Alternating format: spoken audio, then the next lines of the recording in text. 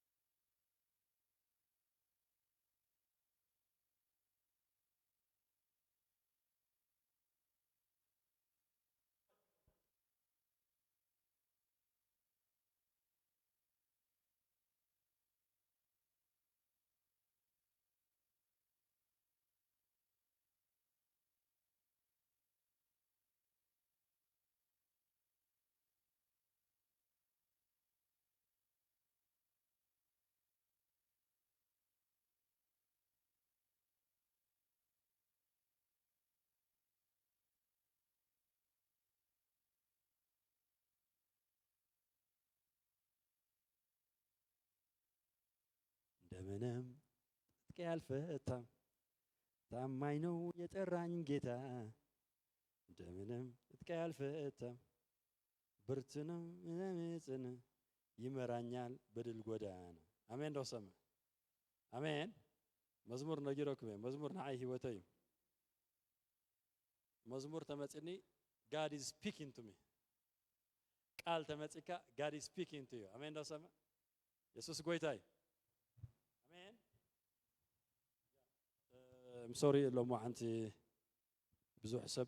هذا وجه تواجه ولا بزوج ختمة نعين نعخانجن أمين دو سم كرم حاجة تماهرنا نيرنا مش كابتن سو زو ويفس تقول تبرت تماهرنا نيرنا نايتي مع بلمبر نايت مركب كابتن نايت خونز بل تبرت تماهرنا نيرنا يسوع كريستوس قويتاي أنا أبس مراخ اللهم أبس مراخ اللهم قويتا تزاربن زاربا أنا أقولك كوروناس بكوروناس مراخ اللهم قويتا حدا نقدر تزاربني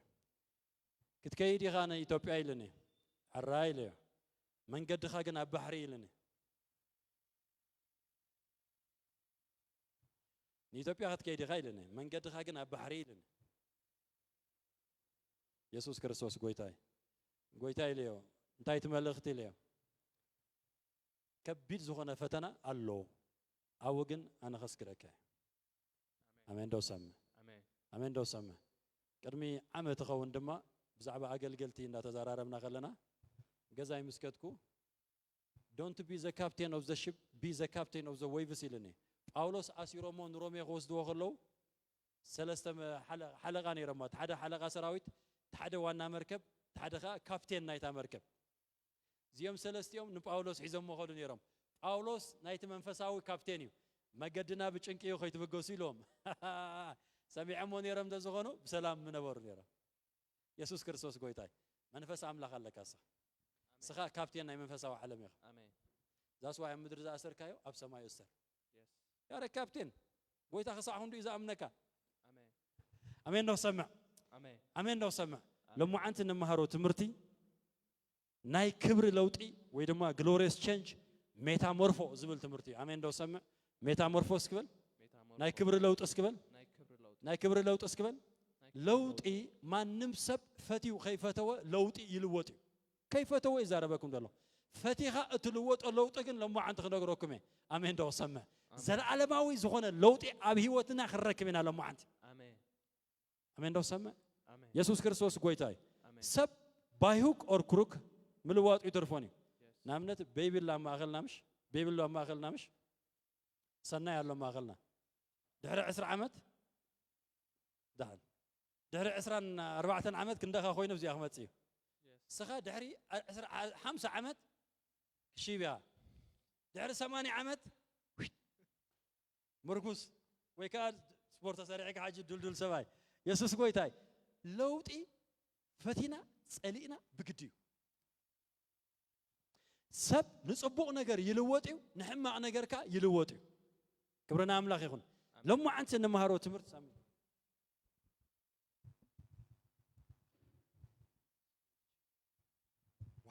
ኢየሱስ ጎይታይ ክብረን ጎይታይ ይኹን ክብድብድ ምባል አይፎቱነ ኢየሱስ ጎይታይ ለማዓንቲ ንመሃሮ ትምህርቲ መንፈሳዊ ለውጥ ጥራይ ዘይኮነ ዘለዓለማዊ ለውጥ ኢና ንመሃር ክብረን ጎይታይ ይኹን መበገሲ ጥቅስና ናይ ለማዓንቲ ካልኣይ ቆሮንጦስ 3:17 ካልኣይ ቆሮንጦስ 3:17 ክንከይድና ካልኣይ ቆሮንጦስ 3:17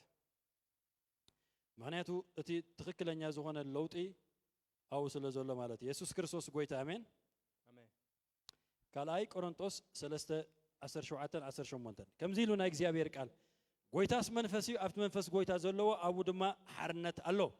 ንሕና ኩላትና ብቁሉዕ ገጽ ነቲ ክብሪ ጎይታ ከም ብመስትያት ገርና እናጠመትናዮ ከም ካብ መንፈስ ጎይታ ካብ ክብሪ ናብ ክብሪ ናብቲ ምስሊ ኣርአዩ ንልወጥ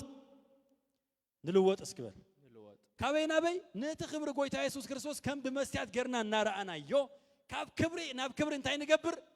ንልወጥ ኣብ መጽሓፍ ቅዱስ ኣብ ሓድሽ ኪዳን ንመጀመርያ ግዜ ጥራይ ደይኮነ ሓንሳብ ተጻሒፋ ዘላ ጥቕሲ ካብ ክብሪ ናብ ክብሪ ንልወጥ እትብል ጥቕሲ እዚኣ ጥራይ ኣብነት ናይ ዝኾነ ይኹን መንፈሳዊ ለውጢ ናይ ክርስቶስ ክብሪ እዩ አሜን ዶ ሰማ ብዙሕ ሰብ ሎሚ ጅግና ነይሩ ጽባሕ ክደክም ይኽእል እዩ ሎሚ ድኽም ነይሩ ጽባሕ ጅግና ክኸውን ይኽእል እዩ ክልወጥ ይኽእል እዩ ሎሚ ሃብታም ዝነበረ ጽባሕ ድኻ ክኸውን እዩ ሎሚ ድኻ ዝነበረ ጽባሕ ማልቲ ሚሊዮነር ክኸውን ይኽእል እዩ እዚ ናይ ክርስቶስ ኢየሱስ ክብሪ ግን ነቲ ናይ ክርስቶስ ክብሪ ከም ብመስትያት ስለ እትሪኦ ኩሉ ግዜ ህይወትካ ካብ ክብሪ ናብ ክብሪ ጥራይ አሜን ንምንታይ እትሪኦ ክብሪ እትልወጦ ዘለኻ ለውጢ ናይ ክርስቶስ ክብሪ ስለ ዝኾነ አሜን ዶ ሰማ መስትያት እናራእኻ ደቂ ኣንስትዮ ዝያዳ መስትያት ምሻል ኢየሱስ ጎይታ ምሽ መስትያት ክንጥቀም ከለና ሎሚ መጽእ ገለ ፈጸጋ ተወጽያ ዋ ትማሊ ነበረት እዚያ ሓዳሽ ኢልና እንታይ ንገብር ነቲ ናይ ትማሊ ዝነበረ ጽቡቕ ምስልና ነልግሶ ኩሉ ግዜ ናተይ ናትካን መልክዕ ናይ ክብሪ ክርስቶስ አሜን ዶ ሰማ አሜን ዶ ሰማ ዓለም አይኮነን አገልገልቲ አይኮነን ሰብ አይኮነን መንግስታት አይኮነን ሃገራት አይኮነን ኣብ ኢትዮጵያ ካለ ሰብ ኣብ ኣሜሪካ ካለ ሰብ ኣብ ኤርትራ ካለ ሰብ አይተኸውን ኢኻ ኩሉ ግዜ ናይ ሓደ ኣማኒ ለውጢ ስታንዳርድ ናትና መዐቀን ናይ ለውጥና ጎይታ ኢየሱስ ክርስቶስ አሜን ዶ ሰማ አሜን ዶ ሰማ እዚ ለውጢ ዝብል ትርጉሙ ብግሪክ ሜታሞርፎ ይባሃል ሜታሞርፎ ወይ ከዓ ሜታሞርፎሲስ ካ ይብሎ ብዙሕ ሰባት ሜታሞርፎ እንታይ ማለት እዩ ከምዚ ትፎርም ሓደ ሓድሽ ነገር ካብ ሓደ ነገር ሲ ካልእ ሓድሽ ነገር ክወጽእ ከሎ ማለት እዩ ንኣብነት ጽምብላሊዕ ንፈልጣ ኢና ምሽ ጽምብላሊዕ መጀመርታ ጽምብላሊዕ ዳ ነይራ ቀንዲ ጽምብላሊዕ ምዃና መጀመርያ እንታይ ነይራ እንቋቑሖ ነይራ ካብ እንቋቑሖ ናፍቲ ላርቫ ዝበሃል ተቐይራ ካብኡ ፑፓ ዝብል ትዲ ምሽ ፑፓ ማለት መጀመርታ ላርቫ ማለት ኣባ ጨጎራ ማለት እንቋቑሖ ነይሩስ ኣባ ጨጎራ ይኾን ኣባ ጨጎራ ተዛናጉዑ ኣቢትካ ትሕዞ ዲኻ مش أبا جاكورا عند حريقة أنت تجبر حق إيدي يكون ويكام خسر غيرك خسر أبيلك دقة تدرب يومنا أو داس مزحته كذي زرعنا بناتنا تمكرو بقرها أتركسو لكن السجن ما حزوج سلامه تنكف أبيلك ندقة توصو إذا أبا جاكورا نبتي زد الله زلوت أبغى ناي هوت نبت أمبلا لي كده مغيرو أنت إذا جبر مسيلكم أب حدا قرب كيدو يشوفن أتي جاكور قار زنبرة يشوفونه مستشفنا كابوشتي حدا حدش دخلنا فترة يوتس ناوي يرداكم على العج يسوع كريستوس قويتاي مستشفنا نتدقي زلوا نخسبرو مجمرت أتلوت إزكايد عوشت إزكايد عوشتي لتلوط مستخايده تريتو يزلوط أبا شجور أمبلالي مسحس كياسي أبا شجور أنا يركال كخد قمتها تغلها زعتو كيزي قدام هاي سكول كلنا أو أجندة قال صبوت أمبلالي قال أدريك قتيل قال أو بلاستر غير كاتل جبان يركال وي تريدو أمبلالي كم زي بيت مذكر عينت نايت أمبلالي أب سكرين أب فيترو زجبرو صبوت أمبلالي أبا شجور أنا يركال كخد قمتها تغل بجيسوس مهيوت كحومي آمين عالم كتقمتك زي تغل كوناتك قمتك زي تغل إبن نحنا نرأس ناس نبي يغير على التبلو ملكوت عاوز غنا لوطي عبانا تخيدو كايدا كون كنزارة بكرة تخيدو يزارة بكرة يس آمين إيماجين كتقبرو زي تغل منفسه لوطي هتلويتك سلا بكريستوس بمن يخرخيب كاي زخبرتلنا بكريستوس يسوع قويتاي آمين كرمنا يقول نابناي سب كبري أبانا زولو خبري كرم مزرابي نابناي قويتاي يسوع كريستوس كبر خوس دوكمي يسوع كريستوس قويتاي وانجيل يوحنس وانجيل ماتيوس 10 شعات غنكيدنا كلاتنا وانجيل ماتيوس 10 شعات وانجيل ماتيوس 10 شعات كم زيلو كاب حدا جميرهم ببيه دحر شدو شمعالت دما يسوس نبيتروسن ياقوبن نعن يوحنس حاون وسيدو نبينم نوح كرن اديبوم اب قدميهم دما ترئيتو تلوطه ገጾ ከም ፀሐይ አብረህ ክዳኑን ከም ብርሃን ጻዕደወ ኖኻ ሙሴን ኤልያስን ሙሱና ተዘራረቡ ተራይዎ ጴጥሮስ መሊሱን ኢየሱስ በሎ ጎይታይ ንዓና ኣብዚ መንባር ጽቡቕ እዩ ትፈቱ እንተኾንካስ ኣብዚ ሰለስተ ዳስ ክንሰርሕ ሓደ ንዓኻ ሓደ ንሙሴ ሓደ ወን ኤልያስ ገና ዝኽዛረብ ከሎ ነሆ ብሩ ደበና አገልበቦም ነሆ ካብቲ ደበና ዝፈትዎ ወደይ ብኡ ሰመርኩ እዚዩ ንዑ ስምዕዎ ዝብል ድምፂ መጽ ኢየሱስ ጎይታይ ቀዳማይቶም ትጽሕፉ ዘለኹም ጽሓፉ أنا زخبر كريستوس يتقبل سكيل كاتحف أرس تصحف أنا زخبر كريستوس يتقبل يبل أمين دو سمع أمين دو سمع مستيرك نقولكم يلا ما أنت قويتا كله ها بمنفس كدوس وليدو ودس أراب عن سيد بهاني رسع ودس لا سعمت نختم بيوحنس نب ماتيوس مسكدة نب ربع يردانوس ماتيوس ثلاثة نربع يردانوس كتم مسكدة انتي تسريع أو حدا مسرح تخايد مشاو منفس كدوس كابل على وريدو يوحنس انتهى صبانيرو ودحاتوني بايزوي دك حاتنتا دي مش يوحنس مش مريم نس شمابن ኤልሳቤትን አዝማዴን ዛስዋይ ካብ ህፃንነቶም ክራኸቡ ከለው ዓውሽጥ አይ ህፃን ተሰራሰረ ይዝባል ነይሮም ክልቲዮም ሓደ ማግኔቲክ ዝኾነ አገልግሎት ከገልግሎ መኻኖም ገና ቆልዑ ከለው ፈልጥዮም አሜን ዶ ሰማ እዞም ህፃን ዓውሽጥ ዓብዮም ሰቡት ኮይኖም አገልግሎቶም ክጅምሩ ከለው ካብ ሰማይ ሓደ መስርሕ ተኻይዱ ኣብ ልዕሊ ጎይታ ኢየሱስ ክርስቶስ መንፈስ ቅዱስ በራእያ ርግቢ ናመን ወረደ ብለና ናመን ወረደ ማቴዎስ 3 ከዲና እዚኣ ጥቕሲ ሓዝዋ ዛ 17 አይትግደፋ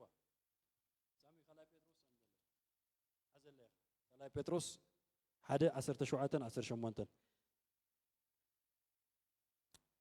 ከምዚሉ ማቴዎስ 3 13 شعو يسوس بيوحنس كتم كاب جليلا نبي يردانس متى يوحنس جنا نعيب بأخا متأمق إليه نسخدو نبايت متى إلى أبيه يسوس كأخلو تصير كان فتس ميجبان حجس يخون ده حدك إلو من لسلو دهرز فقد له يسوس مستأت أمك بوبو خما يوت إنه هو سمايات تخفته منفس عمل خدمة كم رجبي وردو أبرسوك خمت رأيه إنه هو دم بو سمركو فكر وديو زبل دمسي خاب سماي متى أبزي قويتا يسوس كريستوس نملو كبري آياتون لك خمسناتي نات كان لايف نيرو تردوني الوقيت لك خمسناتي نات كان هيوتي نيرو أملاخي at the same time دما سب كوينيو كم سب يتمالاليو سامدر يسوع كريستوس قويتاي immediately بمن كفتن كخيدو بدحرزي أبزي كتتكرروا أدلي زلهم زخبر كريستوس إن تقبلنا نحن خم جفت آمين دو سما آمين دو جماريخا من مخانو خنا جركاس للدلوخي أبزي يوحنس متما نقول نقول تخريج خلو كاب سما يدم سمتي بو سمركو فكر ودي زبل نعو سمعوا زبل كن يلن نعو سمعوا زبل يلن أبزي نمن تايت يلنا قويتان نسيت أنت فتينا أي سعرون أبزي ماتيوس 10 شعات جن كاب سما يدم سمتيو تريتو مستلوته مسكبره عملو زغنا خبر مسعته بو سمركو فكر ودي نعو سمعوا تبعيلك آمين دوخ سمع يسوع كريستوس قويتاي እግዚአብሔር نعلم أزي gift زهبا زخبره كريستوس آمين دوخ سمع آمين جماري نعين نعخان كم وهبز توهبنا زخبره كريستوسي سماي زخبره تريتو زتلوطه نا እግዚአብሔር አቦ ዝመስል ክርስቶስ በውስተመርኩ ፍቅር ወደይ ጴጥሮስን በሙሉም የሐዋርያት ኢየሱስ ነው አብዝ ዳስ ክንሰርሕ አብዝ መንባር ናዓና ጦሚው ዘብል ካብዚዩ ክርስትና ልጅምር ነዚ خبر እዚ ገዲፌና መስቀል ምንታይን መንታኻን ከይዱ ነዚ خبر እዚ ነዚ ፍቅር እዚ ነዚ ጸጋ እዚ ነዚ ኃይል እዚ ነዚ ናይ እግዚአብሔር ሞጎስ ገዲፊው ስለይን ስለኻና መስቀል መጽዩ مسموته እግዚአብሔር ታይ ዝብል አخبሮስ ክበል አخبሮ ናብ ሰማይ አረገ ናብ ክብር አረገን ይዝብል ወይታ ምስከተ ደም مسموته مستنسى ድማ መንፈስ ሮሜ 6:4 ሓደ ጊዜ ተማሂርና ነርና ክብር መንፈስ ቅዱስ ዝብል ተማሂርና ነርና ሮሜ 6:4 بخبر አቡ ካሙታት مستنسى ይዝብል ናይ እግዚአብሔር ክብሪ ካሙታት አምጪው ናብ ክብር የትዮ ናብ የማን አቦትዮ ክኸይድ ከሎ እዚ ዝኸበረ ክርስቶስ ንዓይ ንዓኻን አፍቲ ናይ ክብር ስፍራ ሙስዋ ቀሚጥና አሜን ዶሰም አሜን እዚ ዝኸበረ ክርስቶስ እዚ ናብ ክብር ዝዓረገ ክርስቶስ እዩ ንሰማይ የቲካ ሶ ክጅምር ከለኻ ካብቲ ዝኸበረ ነገር ኢኻ ትጅምር ክብር ንኽትረክብ ኣይኮንካን ትጎይ አሜን ዶሰም አሜን ከረዳአኩም ይላ አጆም ክናት ወይና ክትወጽ ከለኹም ድሕሪ ሕጂ አባ ጮወራ ዝነበረ አተሓሳስባ አካይዳ ናይ ባተርፍ ላይ አሜን ዶሰም ህይወቴ ካብ ክብሪ ናብ ክብሪ እንዳኾነ ኸይዱ አሜን ዶሰም አሜን ዶሰም ኖ ሪተርኒንግ ባክ ናብቲ ዝነበርካዮ ደረጃ ኣይክትወርድ ኒኻ አሜን ዶሰም አናዘር ፎርም ናይ ህይወት ተኻይድልካዩ ክካይደልካ ኮንኩን ዛር ዝግለጽ ክብሪ ሎ ብሕጂ ኣብ ስጋና ዝግለጽ ኣብ ውሽጣዊ ሰብና ግን ኦልሬዲ ዝተኻየደ ክብሪ ኢየሱስ ክርስቶስ ጎይታይ አሜን ኢየሱስ ክርስቶስ ጎይታይ አሜን ሕጂ ናብ ካልኣይ ጴጥሮስ አንብበለይ 17 እትናይ ጎይታና ኢየሱስ ክርስቶስ ኃይልን ምጻትን ክነግረኩም ከለና ነቲ ናይ ግርሙኡ በዓይንና ዝራእናዮ ምስክር ኮይና ኢና እንበር እተጣበብዎ ጽንጽዋይ ኣይሰዓብናን ካብቲ ግኑን ግርማ ክብሪ ብኡ ዝሰመርኩ ፍቅር ወደዩ እዚዩ ዝብል ድምፂ ምስ መጸ ንሱ ካብ እግዚአብሔር አቦና ክብርን ግርማን ተቀበለ ካብቲ ቅዱስ ከረን ምስኡ ከለና ንሕና በዓላትና ነዚ ድምፂ እዚ ካብ ሰማይ ክመጽእ ከሎ ሰሚዕናዮ ኢና ኢየሱስ ጎይታይ ድምጽ መጽዩ እንታይ ዝብል ድምጺ ብኡ ሰመርኩ ወደይ እዚ ድምጽ እዚ ክመጽእ ከሎ ክብርን ግርማን ካብ መን ተቀቢሉ ካብ እግዚአብሔር አቦ ተቀቢሉ እስክበል ክቅበል ኣይኮነን ተቀቢሉ እዚ ጸጋ እዚ እዚ ኃይል እዚ እዚ ክብሪ እዚ ኣብኡ ምስተገለጸ ካብ ሰማይ እንታይ ድብል መጽዩ ንዑ ስምዕዎ ዝብል ድምጺ ንዮሐንስ ክጥምቕ ከሎ ግን ስምዕዎ ዝብል ድምጺ ይመጽ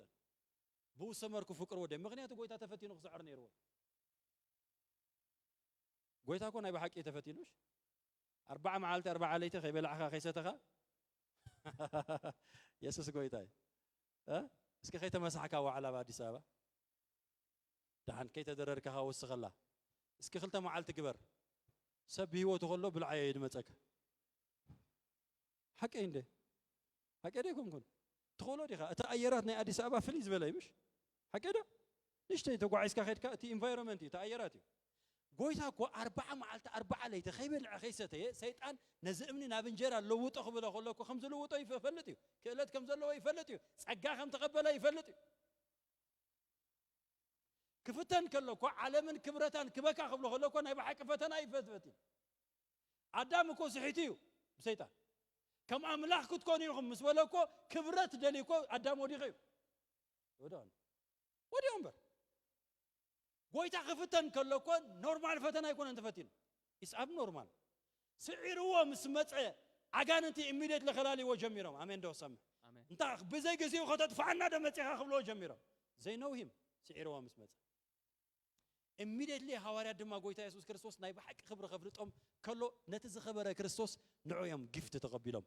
አሜን ዶሰም አሜን ጎይታ ኢየሱስ ክርስቶስ ሕጂ ኣብ መስቀል የለን ኣብ ክብሪ ኣብ የማን ኣቦይ ዘሎ አሜን ዶሰም ኣብ ምንታይ ዘሎ ኣብ ክብሪ እምበር ክትጽሊ ከለኻ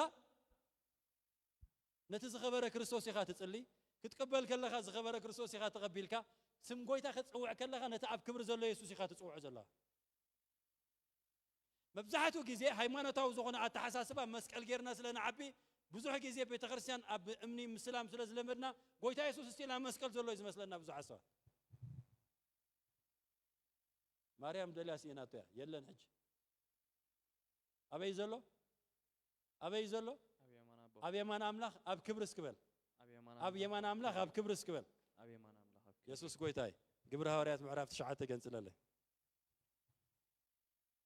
ግብረ ሐዋርያት 9:3-5 መሰረት አጸቢቅና ሽዑ ናባና ክንመጽና ኢየሱስ ጎይታይ አሜን አሜን ደው ሰማ 9:3-5 ክኸይድ ከሎኻ ናብ ደማስቆ ምስ ቀረበ ብድንገት ጸዳል ብርሃን ካብ ሰማይ ኣብ ዙርያኡ አንጸባረቐ ናብ ምድርን ወደቐ ሳውል ሳውል ንምንታይ ትሰጎኒ ዝብል ድምጽኻት ሰምዐ ንሱ ድማ ጎይታይ መን ኢኻ በለ ጎይታይ ከ በሎ ኣነ እቲ ንስኻ እትሰጎ ዘለኻ ኢየሱስ እየ ኣብ ኣንፊ ብልሒ እንተ ኣርሓርሓርካ ንርእስኻ ይዝገደካ ኢየሱስ ጎይታይ ጎይታ ኢየሱስ ክርስቶስ ሐዋርያ ጳውሎስ ሽዑ ናይ ሳውል ሐዋርያ ይነበረን ሳውል ሽሙ ካብቶም ሓለቁ ዝነበሩ ኣብቲ ግዜት ዝነበሩ ደብዳቤ ተቀቢሉ ንማሕበር ኣምላኽ ከኣስር ከሳጉግ ኣብ መገድ እንዳኸደ ከሎ ጎይታ ኢየሱስ ክርስቶስ ብመስቀል ተገሊጽሉ ጸዳል ብርሃን ረኸቦ ይዝብል ካብ ሰማይ ብርቱዕ ብርሃን መጽ ገሲሞ ገዲፎ ኢየሱስ ክርስቶስ ጎይታይ ሽዑ መን ኢኻ ኢልዎ ኣነ ትሰጎኒ ዘለኻ ኢየሱስ ናው ንዖም ኣይኮንካን ትሰጎም ዘለኻ ስለምንታይ ኣነ ደቀይ ሰጉካዮም ደይበሎ ክርስቶስ ኣባናይ ንሕና ኣብ ክርስቶስ ኢና ያር ዌልካም ኮፈላ ኢየሱስ ክርስቶስ ጎይታይ ክርስቶስ ኣባናዩ ንሕና ድማ ኣብ ክርስቶስ ኢና ንሱ ርእሲዩ ንሕና ኣካላት ኢና ንሱ ኣብ ክብሪ እንድሕራሎ ንስኻ ምስ ኣብ ክብሪ ኢኻ ዘለኻ ናው ያም ጌቲና ያቱለኹ ጳውሎስ ዝዛረቦ ዘሎ ጎይታ ኢየሱስ ንጳውሎስ ዝገንሖ ዘሎ ነቲ ናይ ሽዑ ሳውል ዝነበረ ዘይተቀየረ ማለት እዩ ብድሕሪኡ መን ይኾይኑ ሰጓጉ ዝነበረ ሐዋርያ ኖርማል ኮ ይኮነ ኖርማል ሐዋርያ አይኮነን ምክንያቱ ካብ ክብሪ ጥዒሞ እዩ እዚ ክብሪ ዝንድሕር ህይወትካ ተንጊፍካ ባይ ማስት ለውጥሎ ብግዲኻ ክትቀየር ኢየሱስ ጎይታይ አሜን ኢየሱስ ጎይታይ immediately ሐዋርያ ጳውሎስ እንታይ ድብል ደሎብሲ መን ኢኻ ኣነ ተሰጎ ዘለኻ ኢየሱስ ናብ ኣንፈ ብልሕ እንደድሓርሒርካ ንርእስኻ ይዝገደካ ኢልዎ ካብዚ ክብሪ እዚ ካልእ ህይወት ተመሪጽካ ንርእስኻ ገደካ ኢልዎ ኢየሱስ ክርስቶስ ጎይታይ እሞ ጎይታይ እንታይ ክገብር ኣናንያ ዝበሃል ኢየሱስ ጎይታይ መሳርሕቲ ነይሮም ወዲ ስጎጉ ዝፈርሁ ዝጭነቁ ብኡ ዝተጨነቁ ሰባት ኣብ ገዝኦም ኮፍ ኢሎም ተዓጽዮም ዝጽልዩ ሰባት ነይሮሞ ሃናንያ ዝበሃል ወዲ መዝሙር ጎይታ ናብ ሃናንያ መጽኡ ሃናንያ ኢልዎ ሳውል ዝበሃል ኣብ ከምዚ ኣብ ደማስቆ ለሞ ኸይድካ ዋ ጎይታ እዚ ዳግነ ክንደይ ቅዱሳን ደሳጎገ እስጢፋኖስ ክሞት ከሎ ዝነበረ ሰብ እዚ እኮ ከቢድ ገበን ዘለዎ ሰብ እዩ ንዓይ ክቡር ኣቕሓ ክገብሮ ኢሎ ክቡር ኣቕሓ ትብል ንዓይ ናይ ክብሪ ኣቕሓ ምክንያቱ ጎይታ ብክብሩ ተንኪፎ እዩ ነሰብ አሜን ካብቲ ጎይታ ኢየሱስ ክርስቶስ ዝተቀበልካሉ ሰዓት ንስኻ ናይ ክብሪ ኣቕሓ ኢኻ አሜን ዶስ አሜን ዶስ ናይ ክብሪ ኣቕሓ ይስክበል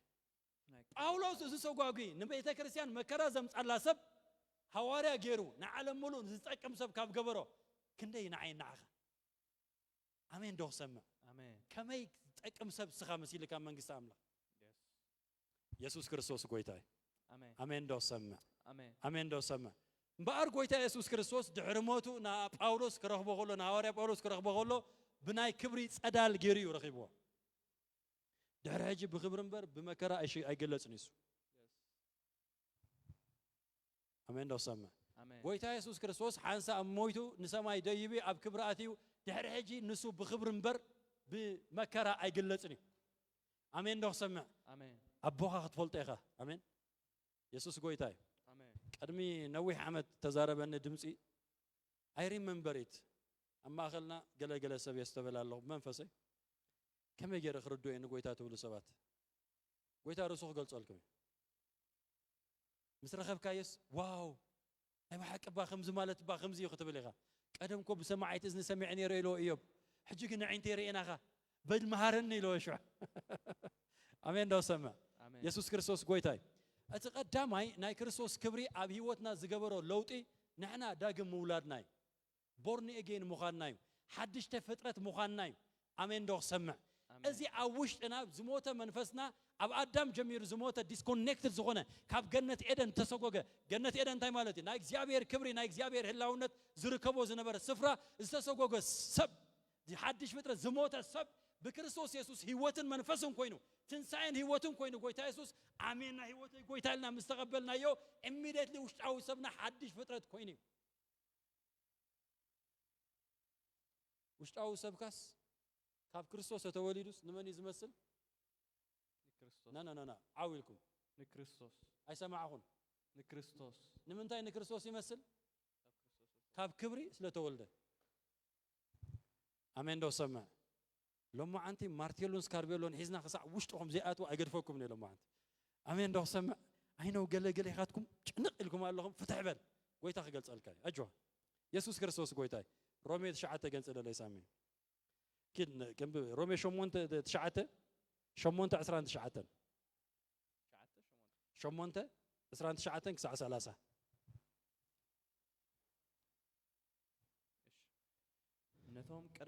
نتوم قدم زفلتهم نسو نبزحات حواسي بخرم انت كخون نمسل ودو كيمسلو قدم مدبهم دول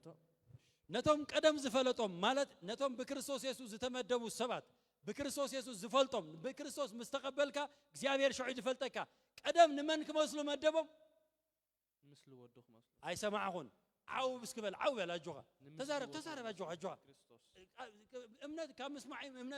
امنت كان بعافي دزنه سب لب امينو تصيص اد بعافي تو امينو يدحني زبل كتزارب كلخا نفسها تدحنيا ننفسها خاتسبخ تلخا نمسلو ودخ مسلو انتي قبرهم قدم مدبهم نسخا نمسل كريستوس كتمسل كاب قدم يخا تمدبك امين ملكها كريستوسي امين እግዚአብሔር ናዳም كفتره كله መጀመሪያ አምላካ በመልከና ከምስልና እንታይ ንግበር በለ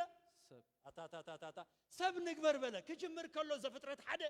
እግዚአብሔር ከመልከና ከምስልና ሰብ ንግበር ይል ንመን መልከ ንክርስቶስ በመልከ ክርስቶስ ኢና ተፈጢርና ዛስ ዋይ አዳም ኃጢአት ምስገበረ ንሄዋን ታይለዋ ካብ ከብዛ ሰበይት እዚያ ክውለዲው ንተመንታይሎ ርሰኻ ጭፍሊ ሳኻ እንታ ክትገብር ኢኻ ሸኾኑ ክትነክስ ኢኻ ኢሎ አሜን ዶ ሰማ አሜን ዶ ሰማ ከምዝ በሰበይቲ ውርደት ዘምጻኻ ካብ ክብር ዘውጻኻዮ ካብ ሰበይትኻ ተወሊደ ኣነ መጽ ኸድሕነካ ኢሎ አቀይደክ yes ከምዝ በሰበይቲ ጌርካ ንናይ እግዚአብሔር ክብሪ ንናይ እግዚአብሔር ፋሚሊ ዘባላሸኻ ምስለ አምላኽ መልክ አምላኽ ዘባላሸኻ አነኻ ክመጽ ካብ ሰበይቲ ተወሊደ ርእስኻ ክጭፍልቕ ኢሎ አሜን ዶ ሰማ አሜን ኢየሱስ ክርስቶስ ጎይታይ ዛስ ዋይ ካባዲና ማርያም ተወሊዶ ሰይጣን ካፍር ኮይ ሳላ ሄዋኒና ጠፊና ዝብልኽን ሳላ ማርያም ካብ ምድሓን መጽልካ በሎ አሜን ዶ ሰማ አሜን ሄዋን ተዘይ ትበልዕ ኔራኮ ድብላ ወዳት አለው ሳላ ማርያም ተአዘዘትካ በመዛዝ ናይ ማርያም ካብ ምድሓን መጽልካ አለ በሎ አሜን ዶ ሰማ ሂስትሪ ተርኖቨር ኮይኒ ተለውጢ ታሪክ አሜን ዶ ሰማ ኢየሱስ ክርስቶስ ጎይታ ታሪክ ተለውጢ ነግረካለሁ ታሪክ ተለውጢ አሜን ዶ ሰማ ምባርትሪ ወለኹም ቀጽል 30 እሺ ነቶም ቀደም ዝፈለጦም ንሱ ንብዙሓት ኣሕዋት በኽሮም ምንቲ ክኸውሲ ንምስሊ ወዱ ክመስሉ ቀደም መደቦም ነቶም ቀደም ዝመደቦም ንኣታቶም ካ ጸውዖም ነቶም ዝጸውዖም ንኣታቶም ድማ ኣጽድቖም ነቶም ዝጽድቖም ንኣታቶም ውን ኣኽበሮም ጸውዖም ኣጽድቖም ኣኽበሮም አሜን ዶ ሰማ ባር ጎይታ ኢየሱስ ክርስቶስ ናባኻ ክመጽ ከሎ ክጽዋዓካ ከሎ ብሽምካ ክጽዋዓካ ከሎ ዳግም ህይወት ክትረክብ ከለኻ ተጸውዒኻ ኢኻ ጸዲዕካ ኢኻ ኸቢርካ ኢኻ አሜን አሜን ዶ ሰማ አሜን ዶ ሰማ ብዙሕ ጊዜ ለውጥ ክንሓስብ ከለና ምድራዊ ነገር ወይ ድማ ጊዜያዊ ነገር ንሓስብሞ እንታይ ያለው ለውጥ ትብል መጀመሪያ ለውጥ ኣብ ውሽጣዊ ሰብካ ኣብቲ መልክዑን ምስሉን ብመልክዕን ምስሉን ዝተፈጥረ ውሽጣዊ ሰብካ ኢኻ ትስኻ ኸቢርካ ምክንያቱ ክድሕን ዘለዎ መጀመሪያ እሱ ኢየሱስ ክርስቶስ ጎይታይ እጂ ኤፌሶን 4 ኺደለይ ኤፌሶን ቀልጥፈኒ ኤፌሶን 4:24 እጂ ፍትሕ ኢሎም ለይ ስለ ዘለው ተፈቲሖም ከለው ክጎይ ክብርና አምላኽ ይኹን ኤፌሶን 4:24 እዚ ብናይ ሓቂ ጽድቅን ቅድስናን ብመልክዕ አምላኽ ዝተፈጥረ ሓድሽ ሰብ ልበስ ብናይ ሓቅን ጽድቅን ቅድስናን ብመልክዕ አምላኽ ዝተፈጥረ እንታይ ግበሩ ሓድሽ ሰብ እንታይ ግበሩ ልበሱ እምባር ንስኻ ብማሓቅን ቅድስናን ማለት በቲ በክርስቶስ ኢየሱስ ብመልክዕ አምላኽ ማለት ክርስቶስ እዩ አምላኽ ክነሱ ማዕና አምላኽ ክነሱ ሰብ መሲሉ ዝመጸ ንዑ ክትመስል ካብ ቀደም ተደመዲብካ ውሽጣዊ ሰብካ ንክርስቶስ ይዝመስል yes አሜን ናትካ መስልክ ናትካ ምስልስ ክርስቶስ እዩ አሜን ውሽጣዊ ሰብና በመልክዕ ኣምላኽ ተፈጥሮ ውሽጣዊ ሰብ ልበስዎ ይድብል ደሎ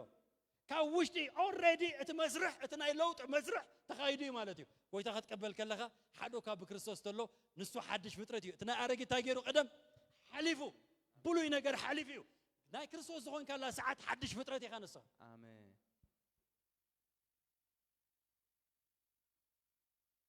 ኣሜን ዶ ሰም አሜን ኣነ እስክበል አነ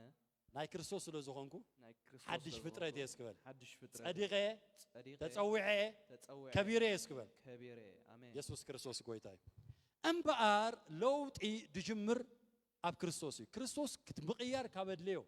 ብኽብሪ ምቕያር ካበድልዮ እቲ ዝኸበረ ክርስቶስ ንዓይን ናዕኻ እንድሕር ተዋሂብና እቲ ቀዳማይ ኣብ ህይወትና ዝተሰርሐ ስራሕ ድማ ውሽጣዊ ሰብና ብመልክዕ ኣምላኽ ብጽድቂ ኣምላኽ ሓድሽ መልክዕ እንድሕር ለቢስና ነዚ መልክዕ እዚ ልበሶ እንድሕር ተባሂልካ ንስኻ ኦልሬዲ ዝኸበርካ ሰብ ኢኻ አሜን ብሕጂ ኮንኩ ንዛረብ ዘሎ ክብሪ ኣምላኽ ኣብ መንፈስና ዝተኻየደ ኣብ ነብስና ዝካየድ ጽባሕ ንጎ ድማ ጎይታ ክመጽእ ከሎ ስጋና ዝለብስ ክብሪ በበይኒ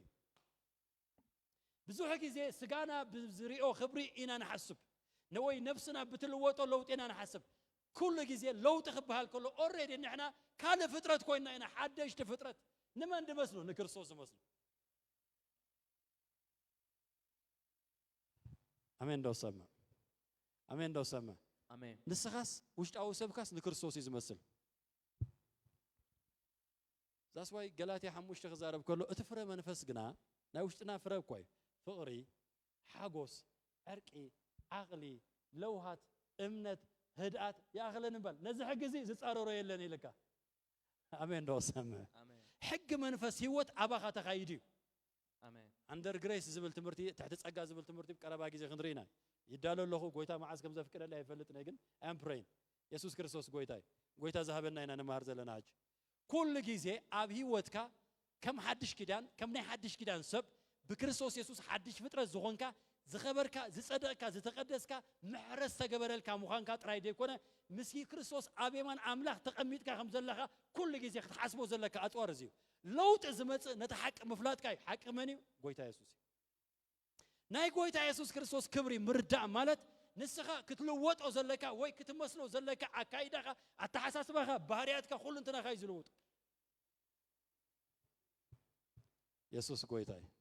ብዙሕ ግዜ ናይ ለውጢ ምኽንያትና ክርስቶስ ምዃኑ እንተዘይተረዲእና መልክዕና ክርስቶስ ምዃኑ እንተዘይተረዲእና ንሰባት ክንመስል ኢና ንፅዕር ንኹነታት ክንመስል ኢና ንፅዕር ጽቡቕ ንፉዓት ኣገልገልቲ ኢምፕረስ ዝገብሩኻ ተለዉ ንዖም ክትመስል ትፅዕር ኩሉ ግዜ ጳውሎስ ግን ኣምታ ኣነ ንክርስቶስ ዝመስሎ ዘለኹ ንዓይ ምሰሉ ክብል ከሎ ጳውሎስ ኩሉ ግዜ ንክርስቶስ እናመሰለ እዩ ዝኸድኒ ኣሜን ዶ ሰምዕ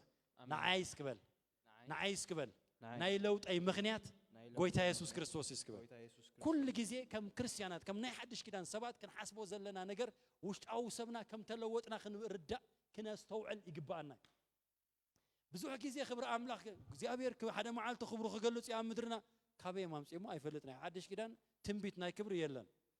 ተዘይ ኮይነ ጎይታ ክመጽእ ከም ብሓድሽ ክስቀል ኣለዎ I am fighting the system ብናይ ብሉይ ኪዳን ኣእምሮ ናይ ሓድሽ ኪዳን ክብሪ ክትረኽቦ ይትኽእል ኒኻ ኣብ ብሉይ ኪዳን ብሙሎም ዝነበሩ ክብሪ ኣምላኽ ክግለጽ ይጽበዩ ነይሮም ኢሳያስ 40 ኺድ ብዛዕባ ኩሉ ክብሪ ኣምላኽ ክግለጽ እዩ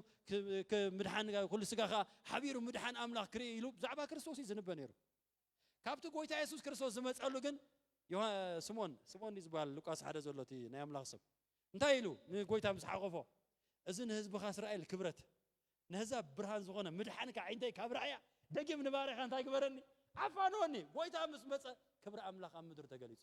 ኣሜን ንስኻ ከዓ ንጎይታ ኢየሱስ ክርስቶስ ተቐበልካላ ሰዓት ውሽጣዊ ሰብካ መልክዕኻ ተለዊጡ እዩ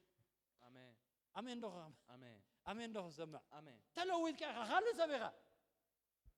ሓድሽ ፍጥረት ኢኻ ተቐዲስካ ኢኻ ተማሒርካ ኢኻ ጸዲዕካ ኢኻ ብመልክዕ ኣምላኽ ዝተፈጥረ ሓድሽ ሰብ እንታይ ግበሩ ልበስዎ ኦልሬዲ ተፈጢሩ እዩ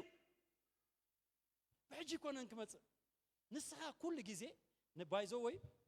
ሰብ ኣብ ስጉ ዝኾነ ይኹን ምልማድ ናይ ሓጢኣት ክስዕሮ ውሽጣዊ ሰብ ጥራይ ክብርትዕ ዘለዎ ንሰፈር እዩ ንሽዑ ክሕባእ ክእል ግን ኣሎ ተሓቢኡ እዚ ብዛዕባ ኣንደር ግሬስ ዝብል ሕግን ጸጋን ክንመሃር ከለና ክንመሃሮ ኢና ጳውሎስ ከም ሞይቶም ዝተንሱ ርእስኹም እንታይ ግበሩ ይዝብል ኣይሰማዓኹም ርእስኹም ቁፀሩ ይዝብል ርእስኻ ምቁፃር ክርስትና ክርስትና ንስኻ ንኃጢአት ከም ዝሞትካ ንስኻ ከም ጸደቕካ ምስ ክርስቶስ ከም ዝኸበርካ ክሳዕ ዘይቆፀርካ ኣእምሮኻ ልክዕ ከምቲ ትማል ዝነበረካ እንድሕር ኮይኑ ኣብ ውሽጥኻ ዝተኻየደ ነገር ዘይትፈልጦ እንድሕር ኣለኻ ዕድሜኻ ሙሉእ ኮለል እናበልካ ኢኻ ትነብር ኣብቲ ቸርች ናብ ሓደ ቸርች ክትከይድ ትኽእል ኢኻ ካብ ሃገር ናብ ሃገር ክትከይድ ትኽእል ለውጥ ደሊኻ ካናዳ ክትከይድ ትኽእል ለውጥ ደሊኻ ኤውሮፓ ኣይትልወጥን ኢኻ ሰብ ኣብ ገዛእ ርእሱ ተዘይተለዊጡ ኣብ ዓለም ኣይልወጥን ሰብ ኣብ ተሓሳስቡ ተዘይተለዊጡ ኣብ ዓለም ዝልውጦ ነገር የብሉ ንሓደ ድኻ ሰብ ኣምፂኹም ኣብ ቤት ሃብታም እትዎ ብኬር እናረኣያ ኣይበልዓላን ስድራና ዝንፈልጦ ኢና እዚ ኣብ ስድራና ንፈልጦ ኢና ገዛና እኳ ጎይታ ባርኮም የተባሱንኻ ጽቡቕ ንፋዓት እዩ እሱስ ጎይታ እዩ ኣብ ሓቂ ዘራበኩም ደሎ ኣብ ሓበሻ ኺድ ጽቡቕ ንብረት ጽቡቕ ኣቕሓ ንጋሻ ይድባል ኣተሓሳስባ ዲስ ይኮነን 10 ዓመት እዚኣ እኮ ናይ መርዓይ ዝነበረት ፎንዶ ኢላ ተቐምጣ ኣዴኻ ሓቂ ደይኮንኩን እዛ ጽቡቕቲ ፎንዶስ ንስኻ እናረኣኻያ ከይተጠቀምካላ ጋሻ ጥራይ ተጠቂመላ ኸይድ ከምኡ እዩ ንዓኻ ኢላ ዝመፅእ ስኻ እንደይትኸብርን ካብቲ ብኬርምሽ ሓቂ ደይኮንኩን ስኻ ኣይትኸብርን ኣብ ሓቂ እኮ ከምኡ ኢኻ መብዛሕትኡ ግዜ ነቲ ሓቂ ኣባና ዘሎ ጽቡቕ ነገር ተዘይፈሊጥናዮ ተዘይተረዲእናዮ ከም ጓኖት ኢና ንነብር ኢየሱስ ክርስቶስ ጎይታይ በኣር ሎማ ዓንቲ ናይ ክብሪ ለውጥ ኢልና ክንመሃር ከለና ወይ ድማ ሜታሞርፊያ ክንብል ከለና ሜታሞርፊያ እንታይ ኢልናዮ ልክዕ ክሰብ ከምዚ ኣባ ጨጎራ ዝነበረ ድሓር ናብ ፅምብላሊዕ ዝቕየር መስርሕ ዓይነት ካልእ ዓይነት ፎርሜሽን ካልእ ዓይነት ለውጢ ጎይታ ኢየሱስ ክርስቶስ ካ ትርኢቱ ተለወጠ ክብለና ከሎ ሃዋርያት እኮ ኣይፈልጦን እዮም እንታይ ኢሉ ጴጥሮስ ብቻ ካብዚ ኣዳስ ክንሰርሕ ንዓና እውን ኣይኮነን እኮ ሙሴን ኤልያስን ካ ርኢዎም ግን ናይ ምርኻብ ስነ ስርዓት ነይሩ ናይ ምፍራም ካብ ብሉይ ኪዳን ካብ ሕጊ ካብ ነቢያት ናብ ክርስቶስ ኣሜን ዶ ሰምዕ ኣሜን ዶ ሰምዕ እንታይ እዮም ዝዘራረቦ ነይሮም ሙሴን ኤልያስን ብዛዕባ መስቀል ክገብሮ ዘሎ ነገር ይዘራረቦ ነበሮ ይብለና ናይ እግዚኣብሔር ቃል ጴጥሮስ ከም ዝሰምዐ ባዕልና ሰሚዕናዮ ኢና ካብቱ ጉኑን ግርማ ክብሪ ድምፂ መፅዩ ብኡ ሰመርኩ ፍቅር ወደይ ንዑ ስምዕዎ ዝብል ብዓይንና መሰኻኽር ኢሉ ዝፅሕፍ ከሎ ጴጥሮስ እዚ ክብሪ እዚ ኢና ኣነ ንስኻን ተቐቢልና ኣሜን ዶ ሰምዕ ኣነ እስክበል ኣነ ድሕሪ ሕጂ ንጎይታ ክሪኦ ከለኹ ዝኸበረ እምበር ኣብ መስቀል ዘሎ ይኮንኩን ዝሪኦ መብዛሕትኡ ግዜ ኣብ መስቀል ዘሎ ሜንታሊትና ስፔሻሊ ኣብዚ ቀርና ኣፍሪቃ ከቢድ ዝኾነ ሃይማኖት ስለ ዘለና ኩሉ ግዜ ናብ ቤተ ኣምላክ ክንመፅእ ከለና ከምዚ ጎይታ ኣብ መስቀል ዘሎ እሞ ዝሰማዓካ ደይመስሎ ሰብ ብዙሕ እዩ ዛስ ዋይ መስቀል ኣይገድፍ እንተኢሉ ዝቃለሰካ ክርስቶስ ኣብቲ መስቀል ኣሎ ኢሉ ስለ ዝሓስብ ኢየሱስ ጎይታ እዩ ጎይታ ሕጂ ኣበይ ደሎ ኣብ የማን ኣምላኽ ኣብ ክብሪ ኣሜን ዶ ሰምዕ ንስኻ ካብኡ ክትውለድ ከለኻ ውሽጣዊ ሰብካ ክትኮን ከሎ ቦታኻ ኣበይ ገይርዎይ ኣብ የማን ኣምላኽ ኣብ ክብሪ ዛስ ዋይ ከሳስ ኣሕዋትና ካብ ሰማይ ተደርቢ ይብል ናይ እግዚኣብሔር ቃል ቦታ ናይ ኣዳም ሒዝዎ ዝነበረ ሰይጣን ኣብ ሰማይ ዝኸስስ ዝነበረ ክርስቶስ ምስ መፀ ፃሕ ኣቢሉ ደርቢዎ ድሕሪ ሕጂ ኣነ የቲ መልክዕ ኣነ የቲ ምስሊ ዝመፀ ሰብ ብኣይ ዝመፀ ኣነ የቲ መገዲ ኣነ ህይወት ኣነ ሓቂ ብኣይ ዝመፀ ኣሜን ዶ ሰምዕ ኣሜን ዶ ሰምዕ ማንም ኣይኮሶን እዩ ምክንያቱ መልክዕ ናተየ ናትካን ክርስቶስ በዓል እዩ ኣሜን ዛስ ዋይ ብምስሊ ኣምላኽ ተፈጥረ ሓዲስ ሰብ እንታይ ግበሩ ኢሉ ልበስዎ ብመልክዕ ኣምላኽ ዝተፈጥረ ሓዲስ ሰብ እንታይ ግበሮ ልበስዎ ኣሜን ዶ ሰምዕ ኣሜን ዶ ሰምዕ ኣሜን ዶ ሰምዕ ካብ ቃልኣይ ክልተ ቋንቋ ኣሎ ኣብዚ እቲ ሓደ ትራንስፎርሜሽን ዝብል እዩ እቲ ሜታሞርፊያ ድባል እቲ ሓደ ትራንስፎርሜሽን እዩ እቲ ሓደ ኸ ትራንስፊገሬሽን እዩ ትራንስፊገሬሽን ማለት ኣብ ጎይታ ኢየሱስ ክርስቶስ ዝተኻየደ ፊዚካል ለውጢ እዩ ትራንስፊገሬሽን ማለት ፊዚካል ለውጢ ማለት ለውጢ ክልተ ዓይነት ለውጢ ኣሎ እቲ ትራንስፎርሜሽን ማለት ድማ ሜንታሊ ወይ ኢንቴሌክቹዋሊ እትልወጦ ለውጢ እዩ ኢየሱስ ክርስቶስ ጎይታ እዩ ትራንስፎርሜሽን ኣተሓሳስባኻ ኢንቴሌክቹዋሊ ስምዒትካ ኣጠማምታኻ ኣረኣያኻ ኣብ ነገራት ኣብ ኣእምሮኻ ኣብ ነብስኻ ዝካየድ ዓይነት ለውጢ እዩ ትራንስፊገሬሽን ዝተኻየደሉ ጎይታ ኢየሱስ ዝተኻየደሉ ግን ገጹ ከም ፀሓይ ኣብርሀ እዩ ዝብል ክብሪ ንጎይታ ይኹን ኣሜን ክብሪ ንጎይታ ይኹን ኣሜን ሓደ ሰብ ዘይተማሃረ ነይሩ ምሂርካዮ ዶክተር ክኸውን ይኽእል እዩ ኣብ ምንታይ ኢኻ ዶክተር ጌርካዮ ኣብ ስጉድ ኢኻ ኣብ ኣተሓሳስቡ ኢንቴሌክቹዋሊ እዩ ዝልወጥ ናይ ነፍሲ ናይ ኣተሓሳስባ ናይ ኣረዳድኣ ለውጢ እዩ ሮሜ 12 ብበለይ ሳሚ ሮሜ 12 1-3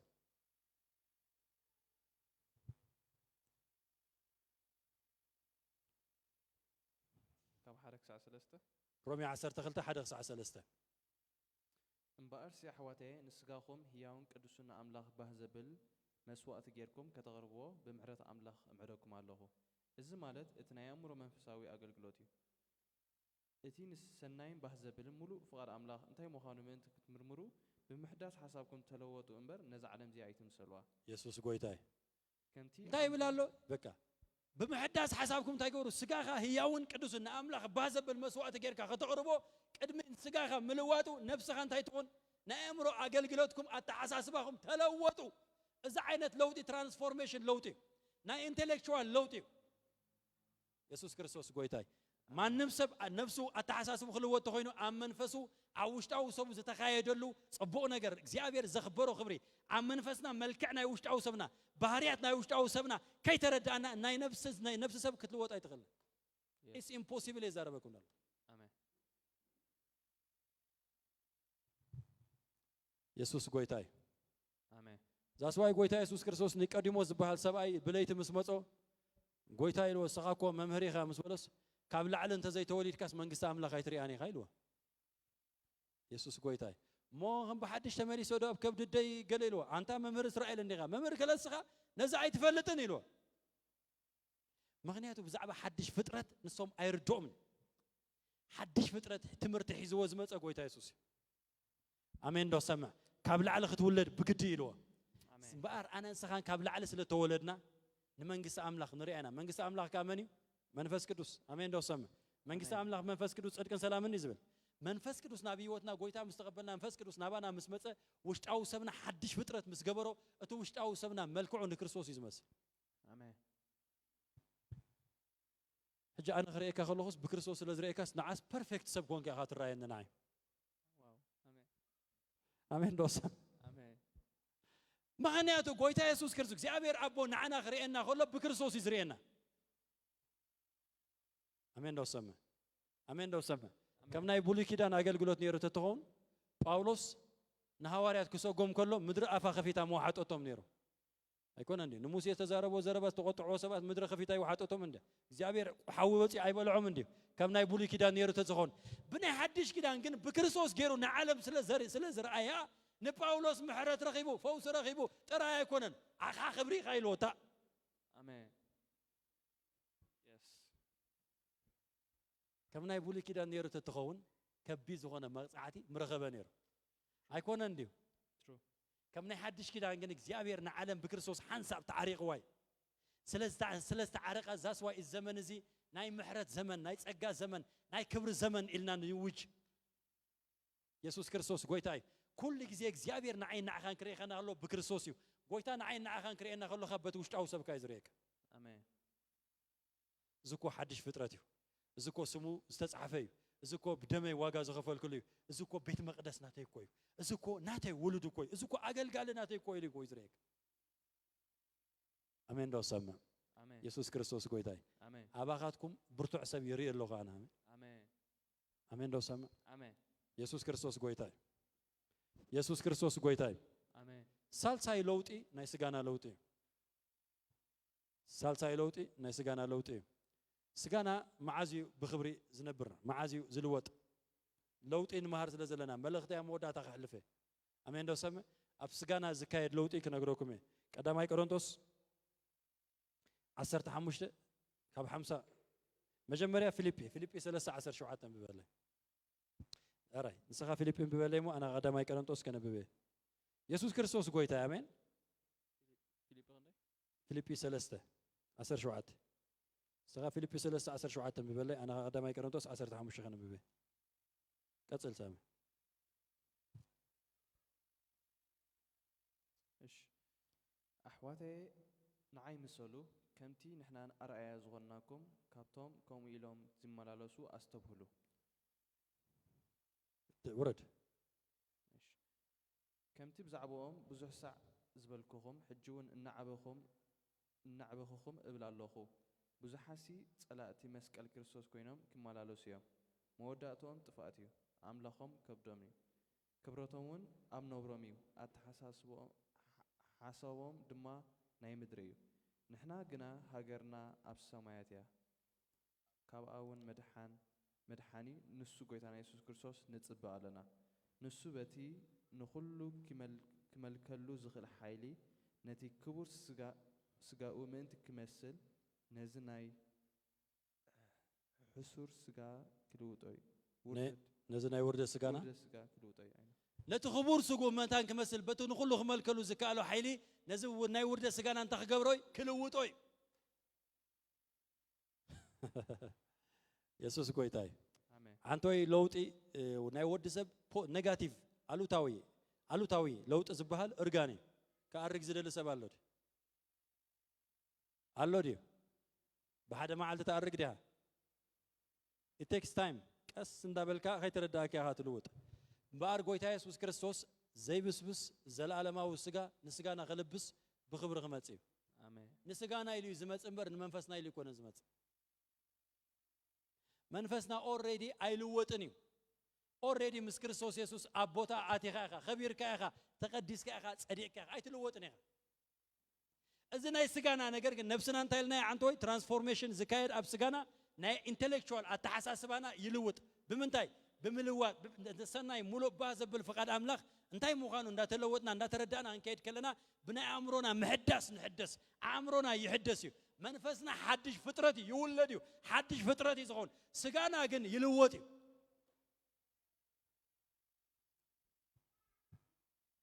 ከምዚ ክትኣርግ ከለኻስ እንዳዓበኻ ክትከይድ ከለኻስ ናይ መወዳእታኻ ኣይኮነን ብስራት ክነግረካ አሜን እዚ ናይ ውርደት ስጋና ዘለዓለማዊ ናይ ክብሪ ስጋ ክለብስ እዩ አሜን አሜን ዶ ሰማ አሜን ዶ ሰማ መልእኽተይ ክመጽእ ቀዳማይ መጀመርታ ግን ቀዳማይ ቆሮንቶስ 15 ሓብ 50 ምሳይ አንብቡ ግና ከሕዋቴ ስጋን ደምን መንግስቲ አምላኽ ክወርስ ከም ዘይከኣሎ እቲ ሓላፊ ድማ ነቲ ዘይሓልፍ ከም ዘይወርሶ እብለኩም ኣለኹ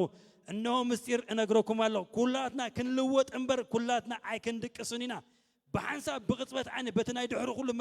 መለኸት ክንፋሕ እዩ እሞ እቶም ምዉታት ድማ ብዘይሓልፍ ክትንስዮም ንሕና እውን ክንልወጥ ኢና እዚ ስጋን ደምን እዚ መንግስቲ አምላኽ ያቱን እዚ ስጋ እዚ መንግስቲ አምላኽ እንታይ ይገብርኒ እዩ እዚ ስጋ እዚ ድኹም ስጋ እዩ ናይ ድኻም ስጋ እዩ ካብ ሓመድ ተፈጥረ ስጋ እዩ ሓመድ ኢኻ ናብ ሓመድ መሬት ኢኻ ናብ መሬት ክትገብር ኢኻ ክትልወጥ ኢኻ ምክንያቱ አዳም መጀመርታ ሓጢአት ምስ ገበረ መሬት ኢኻ ሞ ናብ መሬት ክትምለስ ኢኻ ኢልዎ ንምንታይ ካብቲ ናይ እግዚኣብሔር ክብሪ ዲስኮኔክት ስለዝኾነ ስለዝወፀ እዚ ስጋ እዚ ዘለዓለማዊ ስጋ ኸውን እንድሕር ኮይኑ እቲ ናይ እግዚኣብሔር ናይ ክብሪ መንፈስ እቲ ናይ ክርስቶስ ኢየሱስ ባህሪ መልክዕ ናይ ክርስቶስ ክለብስ ኣለዎ ጎይታ ኢየሱስ ክርስቶስ ናብዚ ምድሪ እዚ ሒዝዎ ዝመፀ እምበኣር እዚ ክብሪ እዚ ሙሉእ መታን ክኸውን እዩ አሜን ዶ ሰማ አሜን ዶ ሰማ አሜን ኢየሱስ ክርስቶስ ጎይታ እዩ መልእኽተይ እዩ ለውጢ ኦልሬዲ አባና ተኻይድ እዩ ካብ ናይ ጎይታ ኢየሱስ ክብሪ ዝጀመረ አሜን ዶ ሰማ ዝኸበረ መኒና ተቐቢልና ኢልና ዝኸበረ ክርስቶስ እዚ ዝኸበረ ክርስቶስ ሞይቱ ምስተንስአ ንዓይን ንዓኻን ተስፋ አቦ መንፈስ ቅዱስ ክሳዕ ዝመጽእ ተጸበይሎም ኡፍ በለሎም እንታይ ተቐቢሎም ሃዋርያት መንፈስ ቅዱስ ተቐቢሎም ዳግም ተወሊዶም እዚ ዳግም መውላድ እዚ ሓድሽ ፍጥረት ኩሉ ግዜ ዘይልወጥ እዩ ንሰማይ እውን እንተኸድካ እዚ ሕጂ ዘለኻዮ ንስኻ ኢኻ አሜን ዘይልወጥ መንፈስ ኢኻ ተዋሂብካ زعبي نتي أوشتها زتخيل نجر نفسنا بمحدث حسابنا أن تردأته الناس توعلته تخيل نفسها تلوت واو كم سكوا دي مثل النبرة أنا كو حدش فترته أباي كو خمس له أباي تأجل له أباي سلطان له أنا كون خمس فترة أنا كو ملك عملك نبلك نفسها أقول لك زيت الوت سجانا دما بتي أوشتنا زرخبنا يلوتي أبز مدرسي صبوا من فساوي هو تأجل فوسي حيل ندير كوينه سجا فوس كله كعمم كله انتهي خون ناي فوس تأجل كاتسلي هايكون عندي فوس عندي خاسجا فوس مبر أنا I believe in healing by the way أنا بسجاي كندي فوسي أري سجاي سيطان كتفو كندي جزء زي فتنة سجاي كتنكفوي كالن سيطان نسجا موسى خسر قدر لينيرو زي أبير وسيدو كلام لا غيبل عندي يهودا حدا سيطان ميكائيل مس سيطان بسجا موسى أي تبع سنيم ها موسى ميكائيل أي تعرفون كويس بل مش زي أبير يجنا حكاية بليو سيطان نسجا موسى خوس نمنتاي إسرائيلاوين تعود كونهم نمنتاي موسى كل جزء خمسة تخلو أبغى برهان يزبره نيرو موسى خمسة تخلو إسرائيلاوين كريوي كلونهم كابت خبر زتل على كريوي كلونهم ምክንያቱም ሙሴ ኣብቲ ናይ ክብሪ ቦታ እዩ ዝነብር ነይሩ ኢየሱስ ጎይታይ አሜን ሙሴ ኣብ ብሉይ ኪዳን ኮይኑ እንድሕር ኣብኡ ክብሪ ተገሊጹ ደቂ እስራኤል ክርእይዎ ዘይክኢሎም ጳውሎስ እምበር ልዕል ኢሉ ካልኣይ ቆሮንቶስ 3 ክዛረብ ከሎ እቲ ኣገልግሎት ክኖኔ እኳ ብክብሪ መፀት ይዝብል እቲ ኣገልግሎት ጽድቂ ከመይ ብክብሪ ዘይተዓዝዝ እምበር ካብ ናይ ሙሴ ኣገልግሎት ዝዓዘዘ ናይ ክርስቶስ ክብሪ ኣብ ህይወቴን ኣብ ህይወትካን ክግለጽ እዚ ፈቃድ ኣምላኽ እዩ አሜን አሜን ዶ ሰማዕ አሜን ኣባይ እስክበል አባይ ዝዓዘዘ ክብሪ ክግለጽ ይስክበል ክግለጽ እዚ ክብሪ እዚ ኣብ ህይወትካ ዘሎ ክትርድኦ ክትፈልጦ ኣብ መንፈስካ ነፍስካ ስጋኻ ኣብ ስጋኻ ክሳዕ ሙሉእ ብሙሉእ ዝግለጽ ክሳዕ ጎይታ ኢየሱስ ክርስቶስ ዝመጽእ ጳውሎስ እምበር ንሕና ክንቅንጠጥ ኣይንፈቱን ኢና ይብል ጎይታ ብስጎም ከሎ ክመጽኦም ጽዕር ነይሮም አሜን ዶ ሰማዕ አሜን ኢየሱስ ጎይታይ ስጋኻ ጽባሕ ንጎ እዚ ሎሚ ስጋ ትሪኦ ዘለኻ ብድምጽ መልእኽቲ ምስ መጸ ክልወጥ እዩ አሜን እምበር ናይ ክብሪ ለውጥ ክንብል ከለና ግዚያዊ ለውጥ ይኮና ንዛረብ ዘለና መንፈሳዊ ነፍሳዊ ስጋዊ ለውጥ እዩ አሜን ዶ ሰማዕ አሜን ዶ ሰማዕ ኩሉ ግዜ ዓለም ንስኻ ክትልውጥ እምበር ዓለም ክትልውጠካ ከተፍቅድ ይብልካ መልእኽተይ ናይ ለሙዓንቲ እዩ ንስኻ ኣባኻ ለውጥ ተኻይድ እዩ ኦልሬዲ ብክርስቶስ ኢየሱስ ሓድሽ ፍጥረት ኢኻ አሜን አሜን ዶ ሰማዕ ተለዊትካ ኢኻ ካልእ ፍጥረት ኢኻ ንክርስቶስ ዝመስል መልክዕን ምስልን ኣለካ ንስኻ አሜን ዶ ሰማዕ ነፍስና ኩሉ ግዜ ክንሓስብ ዝግባአና ካብ ክብሪ ናብ ክብሪ ናብ ምስሊ ዓርኣዩ እንታይ ንገብር ንልወጥ ነፍስኻን ስጋኻን ኩሉ ግዜ ክልወጥ ከተፈቅድ ዘለካ ካብ ክብሪ ናብ ክብሪ እየ ዝኸይድ አሜን ዶ ክመስል አሜን ዶ ሰማዕ ንምንታይ ንምስሊ ወዱ ክመስል እየ ተመዲበ ኣነ አሜን አሜን አሜን ዶ ሰማዕ ስለ ድፈትወኩም ባይዘ ወይ ናይ ልበይ ምስጢር ትዛረብ ዘለኹም ብጣዕሚ ስለ ድፈትወኩም ማንም ኣማኒ ማንም ክርስቲያን እዚ ርድኢት እዚ እንተዘይብሉ ኩሉ ግዜ ዓለም እንዳሸገሮ ስጋ እንዳሸገሮ ኩነታት እንዳሸገሮ እዩ ዝነብር ምክንያቱ ለውጥ ካብ ደገ ይጽበ ካብኡ ይኮነን ድመጽእ ኣብ ሓድሽ ኪዳን ንምንታይ እግዚአብሔር ሃገርና ደይበጽሓ ንምንታይ እግዚአብሔር ለውጥ ዘይገብረልና ክትብል ኣይትነብርኒ ኢኻ ኦልሬዲ ለውጢ ዓባኻ እዩ ዝካየድ ንስኻ ንዓለም ትልውጥ አሜን ንስኻ ፋይናንሻል ኩነታትካ ትልውጦ ንስኻ ንስድራኻ ኩነታት ትልውጦም ንስኻ ናይ ከባቢኻ ነገር ትልውጥ ለውጢ ዓባኻ እዩ ዝካየድ አሜን ዶ ሰማዕ አሜን ጎይታ ክብረቱ ንዓለም ኣይሃባን ክብረቱ ንዓይ ንዓኻን ይህብና yes አሜን አሜን ዶ ሰማዕ አሜን ኣቦ ኢሎ ከምቲ ኣነ ንስኻን ሓደ ዝኾንና ንሳቶም ካብ ምሳና ሓደ መታን ክኾኑስ ዝሃብካን ክብሪ እንታይ ሃብኩም እዚ ክብሪ እዚ እዚ መልክዕ እዚ ምስሊ እዚ ኢኻ ተዋሂብካ አሜን ዶ ሰማዕ ህይወተይን ህይወትካን ካብ ክብሪ ናብ ክብሪ ክንብል ከለና ካብ ንእሽተይ ገዛ ናብ ዓቢ ቪላ ማለት ናይኮነን ንእሽተይ ማኪና ተደፊኣ ትስእ ማኪና ነይራ ትካስ ላንድ ክሩዘር ብባተን ትስእ ማኪና ክትልውጥ ኢኻ ማለት ኣይኮነን ንሱ ግዚያዊ ምድራዊ ነገር ለውጥ እዩ ጽቡቕ ሰሪሕካ ተለወጥ you can work and you can change አሜን ዶ ሰማዕ አሜን ኢየሱስ ክርስቶስ ጎይታ እዩ አሜን ዶ ሰማዕ እዚ ለውጥ ካብ ክብሪ ናብ ክብሪ ለውጥ ግን ናብቲ ናይ ክርስቶስ መልክዕ ናብቲ ናይ ክርስቶስ ኔቸር ናብቲ ናይ ክርስቶስ ባህሪ ናብቲ ናይ ክርስቶስ ኣተሓሳስባ ምልዋጥ ማለት እዩ That's why ነቲ ዝኸበረ ክርስቶስ እግዚአብሔር ኣቦ ንዑ ስምዕዎ ይልካ አሜን ዶ ሰማዕ ኩሉ ግዜ ናይ ህይወትካ ለውጢ ክትሓስብ ከለኻ ኣነ ከምቲ ጎይታ ኢየሱስ ክርስቶስ ኣብዚ ምድሪ ተመላለሶ ከምኡ ኮይነ ክመላለስ ኣለኒ ክትብል ኣለካ መልክዕ ናተይ ናትካን ጎይታ ኢየሱስ እዩ አሜን ኦልሬዲ ውሽጣዊ ሰብካ ንክርስቶስ እዩ ዝመስል ማንም ሰብ ብዛዕባ ሓድሽ ፍጥረት ብዛዕባ ውሽጣዊ ሰብ እንተዘይተረዲእዎ ኣብ ነፍሳዊ ነገር ኣይልወጥ ኢዳን ቢር ካሎ ኣይልወጥ እግርን ቢር ካሎ ይልወጥ ወላ በእግሪ ይልወጥ ንሰብ ዛስ ዋይ ብዙሕ ሰብ ዕረፍቲ ድስእን ሰላም ድስእን ኮለል ዝብል ደጋዊ ለውጥ ስለ ድጽበይ ካብ ደገ ዝመጽእ ለውጥ ስለ ድጽበይ ክርስትና ግን ካብ ውሽጢ ንደገ እምበር ካብ ደገ ንውሽጢ ይኮነ ኢየሱስ ክርስቶስ ጎይታ ኣብ ቀረባ ግዜ ብዛዕባ ምግላጽ ክብሪ ኣምላኽ ኣብ ሰብ ዝብል ተኸታታለ ትምህርቲ ክንመሃሪና ቅድሚ ግዜ ለሙዓንቲ ግን ለውጢ ኩነታት ክልውጠካ ከተፍቅደሉ የብልካን ክትልወጥ ከለኻ ንስኻ ብሓደ ነገር ተለወጥ በቲ ናይ ክርስቶስ ሓሳብ ተለወጥ አሜን ክትልወጥ ኢኻ ለውጥ ብግዲ እዩ ዓለም ክትልውጠካ ሰይጣን ክልውጠካ ሰባት ክልውጠካ ግን ኣይትፍቅድ ንስኻ ክርስቶስ ኣባይን ኣባኻን ክልውጠና ጥራይ ንፍቅድ አሜን ዶ ሰማዕ አሜን ኢየሱስ ክርስቶስ ጎይታይ let me tell you ነግረኩም ንሽ ተስተውዓልኩ ነገር ብዙሕ ሰብ ኣብ ኤርትራ ብብዙሕ ዓይነት መከራ ንጎይታ ኣገልግልዎ ግሩህ ተሓጋጋዛይ ፈቃር ገለ ዝነበረ ሰብ ኣብ ኢትዮጵያ ምስ መፀ ካልእ ሰብ ሓቀይደ ይኮንኩን ሞባይልካ ኣብ ኤርትራ ናብነት ሞባይልካ ኣብ ኤርትራ ኣብዚ ኣገርካ ትኸይድ ክሰርቀኒ ኢልካ ሳብ ትሓስብ ዋይ ኣብቲ ከባቢኻ ዘሎ ካራክተር ኔቸር ናይቲ ከባቢኻ ከምኡ ይኮነን ዝሰርቕ ኣይኮነን ኣሚንካ ኢኻ ትኸይድ ኣይኮነን እንዲ ኣብዚ ከምዚ ኣገርካ ትኸይድ ክልተ ኢድካ ሒዝካያ እኳ ኣይተኣምንን ሓቀይደ ይኮንኩን እዚ ግርህነትካ እቲ ዝነበረ ቅንዕና እቲ ዝነበረ ግርህነት ብሰንክቲ ኣብቲ ከባቢ ዘጋጠመካ ፈተና ፈራሕ ተጠራጠራይ ዘይተኣምን ይገብረካ ትልወጥ ኢኻ ደለኻ ናብ ጽቡቕ ኢኻ ትልወጥ ደለኻ ኣይኮንካ ነቲ ደጋዊ ነገር ቻሌንጅ ክትገብሮ ግን ትልወጥ ኣለኻ ዘይተኣምን ሰብ ተጠራጠራይ ፈራሕ ትኸውን ሓቀይደ ይኮንኩ ሓቀይደ ይኮንኩ ነርካ ዝበሃር እዚ ኣይነበረካን ክርስትና ኩሉ ግዜ ካብ ውሽጥኻ ንክርስቶስ እናመሰልካ ተዘይከድካ ንዓለም ንክትመስል ብግዲ ከይተለወጥካ ሱቅ ክትብል ኣይትኽእልን ኢኻ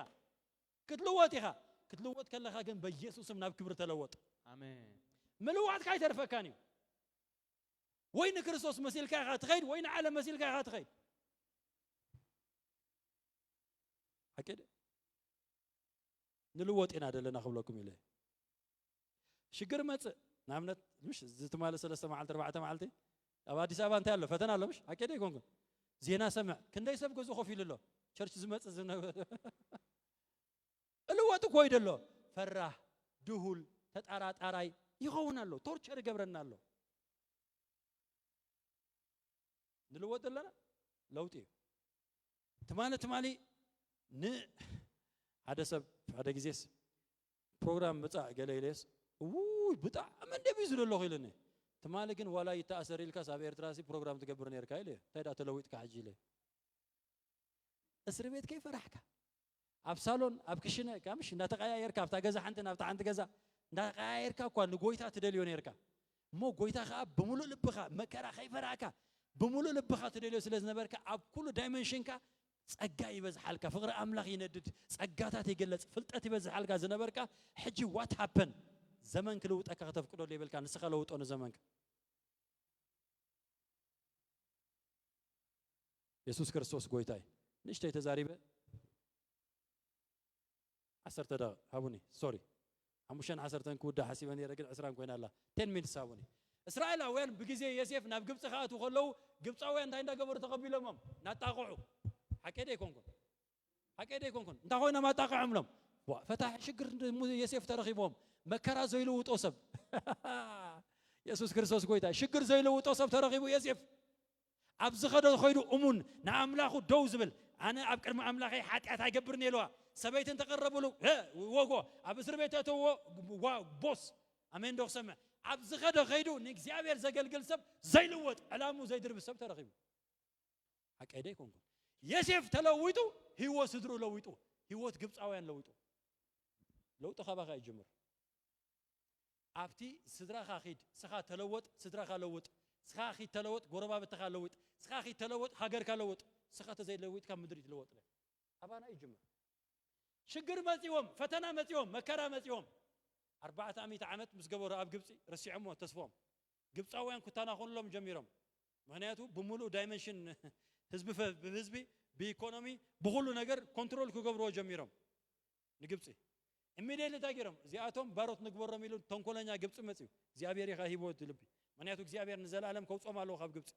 ኢየሱስ ክርስቶስ ጎይታይ ኣብቲ ሽግር ኣብቲ ስደተኛ መኾይኖም ከይደሞ አውን ታገረም ኮምፎርት ዞን ሃኒጸም መከራ ከመጽ ከሎ ከተሰውዕሎ ዘለካ ሓደ ነገር ጥራይ ጎይታ እንታይ ይፈቀድካ እቲ ሽግር አይኮንካን ክትመስል ዝግባአካ ሰኻ ኢሚዲየትሊ እስራኤላውያን ታይም ከም ዝኾነ ትፈልጡ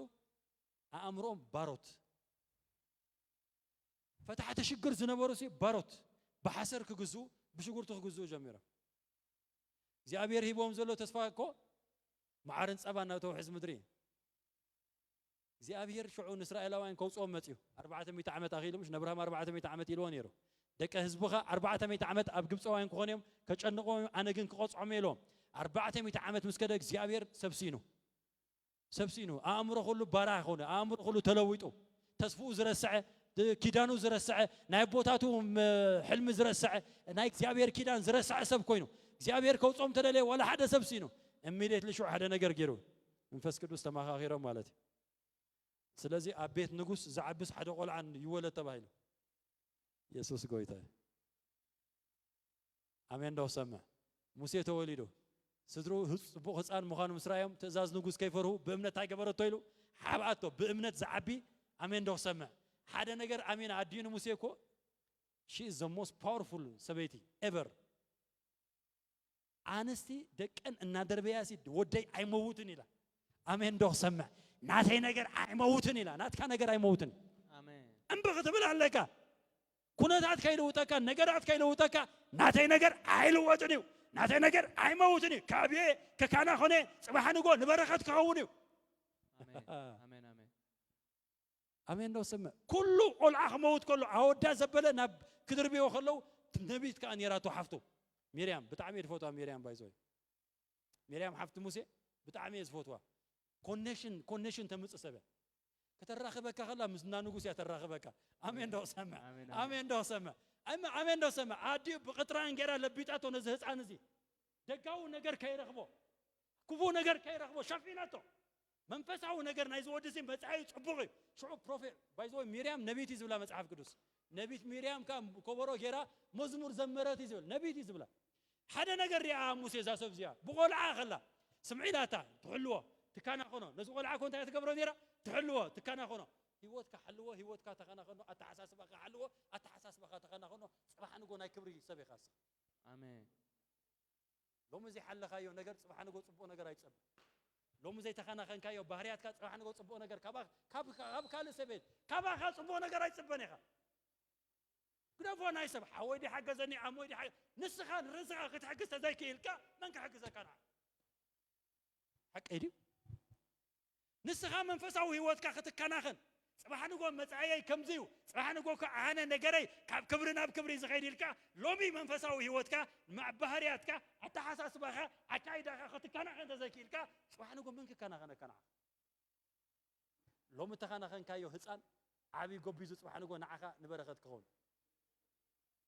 ተስፋኻ ሓዞ ሕልምኻ ሓዞ ባህርያትካ ሓዞ ክብርኻ ሓዞ ክርስቶስ ኣባኻ ተስፋ ክብሪ ዛሰብ እዚኣ ሚርያም መጽያ ሪኣቶ ነዚ ቆልዓ ሓወይ ኢላታ ጽባሕ ንጎ ንዓይ ንወለዶ እስራኤል ንበረኸት ዝኸውን እዩ ሰብ ኣሜን ዶ ሰማ ዛሰብ እዚኣ ተራሰብ ኣየዕብየን እዩ ሃይ ተራሰብ ኣየዕብየን እዩ ነዚ ሰብ እዚ ሓደን ፕሮፌት ያኮ ጸልያ ሽዑ ጓል ንጉስ ምስ መጸት ክትሕጸብ ብዙሓት እኮ ኣንስቲ እኮ ወይ እንድሕጸባን ጓል ንጉስ ትሕጸበሉ ቦታስ ደቂ ካልኦት ሚኒስትራት ኣውይ ሞዓለን ኢየሱስ ክርስቶስ ጎይታይ እስኪ ደቂ ኣንስትዮ እንዲኦም ኣለኸና ኣብዚ ጽብቕቲ እንዳ ሜክኣፕ ሓንቲ ኣርቲስት مش ارتيست نيم بروموشن بزعتو ጊዜ እንሰርሕ دحان سيت بريزيدنت نبلا سيت بريزيدنت سي ابزا ገዛዚያ እኮ ትጻባበቅ ተተባሂሉ ኦሬዲ ብዛዕባ ትገዛ ዘለካ አጠማምታ ጽቡቕ ብጣዕሚም ጽቡቃት ማለት ይልካ ኢኻ ተሓስብ ኦሬዲ ዘረብ ዘሎ ዛሰብ እዚኣ ጓል ንጉስ እትሕጸበሉ ቦታ ኣትያ ደረጃ ናይ ሓወይ ጽባሕ ንጎ ካብ ክብሪ ናብ ክብሪ ዝኸውን ሰብ እዩ እዚ ሓወይ ተራሰብ ተራጓል ኣይትረኽቦን እያ ብዙሓት ደቂ ኣንስትዮ እኮ መፃ ነይረን ጓል ንጉስ ምስ መፀት ቆልዓ ክበኪ ሰሚዓቶ ሽዑ ምስ ረኣያቶስ ነዚ ቆልዓ እዚ ተዕቤልኪ ሰብ ዶ ከምፃልኪ ኢላት በኢየሱስ ስም ንመንፈሳዊ ህይወትካ ዘዕብዮ ሰባት ይወሃቡኻ ኣሜን ነታ ኣባኻ ዘሎ ክብሪ ዘውፅዎ ነታ ኣባኻ ዘሎ ተስፋ ክብሪ ዘርእዩኻ ሰብ ይሃበካ እግዚአብሔር ኣሜን ዛሰብ እዚኣ ምስ ረኣዮቶ ናሕዋ ዝሰብ እዚ መወዳእቱ ጽቡቕ ኢላ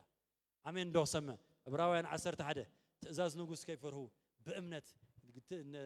ኣዋጅ ንጉስ ከይፈርሁ በእምነት እንብበሉ ይልካ ነቲ ቆልዓ ሒዞሞ ተኸናኺኖሞ ይዕብየሞ ኣሜን ዶ ሰመ በቲ ዘመን ኣይተለወጠን ብዙሓት ደቆም ብዙሓት ተስፎም ብዙሓት ራእዮም ብዙሓት ባህርያቶም ብዙሓት ሞራሎም ብዙሓት ክፉ ነገር ኣብ ህይወቶም ክድርብይዎ ከለው ጽቡቕ ነገራቶም ክድርብይዎ ከለው ቤት ሙሴ ግን ጽቡቕ ነገራቶም ኣይደርበይዎ That's why ሙሴ ኣብ ቤት ንጉስ ዓብዩ ደቂ እስራኤል ከም ባርያ ይነብሩ ንሱ ግን ከም ንጉስ ዓብዩ በኢየሱስ ስም ባርያ ከገብረካ ዝመፀ ዘመን ብሽመ ኢየሱስ ሰብሮ ኣለኹ ኣሜን ንስኻ ከም ንጉስ ኢኻ ትሓስብ ንስኻ ከም ውሉድ ኢኻ ትሓስብ ሎሚ ብመከራኻ ይትሕሰብ በቲ ክርስቶስ ዝሓስበልካ ሓሳብ ሕሰብ ኣሜን ክትመስሎ ዝግባእካ ንስኻ ንኸባቢኻ ኣይኮንካን ንነገራትካ ይኮን ካን ክትመስሎ ዝግባካ ስኻ ንክርስቶስ ጥራይ አሜን ዶ ሰማ አይልወጥን ያስከበል ኩነታት አይልውጠን ይስከል ፈተና አይልውጠን ይስከበል ሽግር አይልውጠን ይስከበል ናተይ ህይወት በል ነቲ ዝፈጠረኒ ነቲ ዝሞተለይ ነቲ ስለይ ዝተሰአ ንዑና መሰልከ ዝነብር ይስከበል ንዑና መሰልከ ዝነብር አሜን ግሩህ ዝነበረ ሰብ ክፉአት ሰባት እንደሐረቀበሞ ተቀያሙ ኾን ደይነበረ ባህሪ እነግረካ አለሁ ባህሪያትካ አተሐሳስበኻ ንክርስቶስ እንበር ንሰባት ክትመስል ሰባት ክልውጦ ፈተና ክልውጠካ መጉዳት ክልውጠካ ኩነታት ነገራት ክልውጠካ አይተፍቅድ እንብ ምባል ተላመድ እንብ እስክበል እንብ ንግብጽ እስክበል እንብ ንፈርዖን እስክበል አይልውጡንም ግብጻውያን እስክበል አይልውጡንም ግብጻውያን ናይ ግብጽ ነገር ክልውጠካ አይተፍቅደሉ ናይ ዓለም ነገር ክልውጠካ አይተፍቅደሉ ክትልወጥ ኢኻ ምልዋጥካ አይተርፈካኒው ክትልወጥ ከለኻ ግን ጽባሕ ንጎ ስጋኻውን ዘላለማው ክብሪ ስለ ዝለብስ ነቲ ጽባሕ ንጎ እትኾኖ ክብሪ ንዑ ተለወጥ አሜን አሜን ዶ ሰማዕ አሜን ኢየሱስ ክርስቶስ ጎይታይ አሜን ዛስዋይ ሙሴ አቤቱ አዱ ያዕብያቶ ንሙሴ መን ይዕብዮ እንታይ ላዕብያቶ ሓፍቱ ነቢት ያ ሙሴ እንታይ እንዳሰማይ ዓብዩ ንስኻ ተስፋ እስራኤል ኢኻ ንስኻ ንእስራኤላውያን ካብ ባርነት አውፂኻ ናብ ክብሪ ተወቲኻ ንስኻ እግዚአብሔር ባእኻ ዝሰርሕ ፍጥረት እዩ ንስኻ ከምዝን ተምሳሊት ናይ ክርስቶስ ማለት እዩ ቆይ ባይዘወይ አቀንደ ጎይታ ክውለድ ከሎ ክንደይ ቆልዑ ደሞ ይታም ሙሴ ክውለድ ከሎ ክንደይ ቆልዑ ደሞ ይታም ዲስ ፕሮፌቲክ ኢስ ፕሮፌቲክ ትንቢታዊ ህይወትካ ተስፋኻ ሓጎስካ ሰላምካ ተኸናኸኖ አቅቦ ሓልዎ ክርስቶስ አባኻ ተስፋ ክብሪ አሜን ዶ ሰማ ዓለም ድላያት ትኹን ዓለም ድላያት ትለወጥ ዓለም በፖለቲካ ዲዩ በኢኮኖሚ ዲዩ ብዝተፈላለየ ነገር ድላያት ትኹን አሕና ግን ክንልወጥና ንምስለ ወዱ ክንመስልና ካንልወጥ አሜን ካብ ክብሪ ናብ ክብሪ ናብ ምስለ አርአዩ ንልወጥና አሜን አሜን ተለወጥ ግን ክርስቶስና መሰልካ ተለወጥ yes ተለወጥ ነቲ ተስፋኻ ዘሎ ንዑና መሰልካ ተለወጥ ተለወጥ ነቲ ናባኻ ዘሎ ትንቢታዊ ቃል ንዑና መሰልካ ተለወጥ ተለወጥ ነቲ መንፈስ ቅዱስ ዝመርሐካ ናኡ ተለወጥ አሜን ዶ ሰማ አሜን አይልወጥን ያስከ አይልወጥን ዓለም አይትልውጠንን ፈተና አይልውጠንን ፍርሃት አይልውጠንን ስጋ አይልውጠንን አይዝ ልውጠን እስክበል ብርሃን ቃሉ ጥራይ አሜን ዶ ሰማ አሜን ዶ ሰማ አሜን ኢየሱስ ክርስቶስ ጎይታይ እዚ አብዛአተኻዮ አቲኻ ግድኒ አሜሪካ ኺድ ንአሜሪካውያን ክትመስል ክትፅዕሪኻ እቲ ሲስተም ነዊሕ ዓመት ዝገበረ ሲስተም ነዚ ናይ አሜሪካ ሲስተም ተዘይሰሚዕኻ አይትልወጥን ኢኻ ክብለካይ አነ ኸ ኣብ መንፈሳዊ መለኮታዊ ሲስተም ናይ ሰማይ ኣለኒ አሜን ዶ ሰማ አሜን አሜን ዶ ሰማ አሜን ዛስዋይ ጎይታ ንዓና ብርሃንና እዩ ንዓና ብርሃን ዓለም ይኹም ኢለና ስኻ ብርሃን ዓለም ኢኻ አሜን ጎይታ ንዓኻ ጎይታ ብርሃን ዓለም ኣይኮነን ጎይታ ብርሃን ናትና ብርሃን እዩ ንሕና ናይ ዓለም ብርሃን ኢና ንሕና ንዓለም ክንልውጥ ክነብርሃላ እምበር ዓለም ንዓና ብርሃንና ከተጸልምጦ ኣይመጻና አሜን አሜን ዶ ሰማ አሜን ዶ ሰማ አነስ ክበል በትራይስ ክበል ክትውሕጦ ያስ ክበል ዛስዋይ በትር ሙሴ ንበትር ጠንቆልተ ወሓጠተን ኢለካ አይልወጥን ኢሉ ሙሴ አነ ክውሕጦሜ አነ ኸውጾሜ አሜን ዶ ሰማ አነ ግብፃውያን አይውሕጦን እዮም በትር ግብፃውያን በትር ጠንቆልቲ አይውሓጥነ በትር ሙሴ ንኹለን ባዕባትር ወሓጠተን በትርኻ ብሽም ኢየሱስ ወሓጢት ኮይና ትውፃእ ባህርያትካ ገዛእ ኮይኑ ይውፃእ አብዛአተኻዮ አቲኻ ናይ ጽድቅ ተጽዕኖ አሜን ዶ ሰማ ብጽድቅ ብፍቅሪ ብሓቂ ብኽብሪ ዝመላለስ ሰብ ኩን ንስኻ አሜን ዶ ሰማ ኢየሱስ ክርስቶስ ጎይታይ ቀጥቓሉ ለየ ለውጢ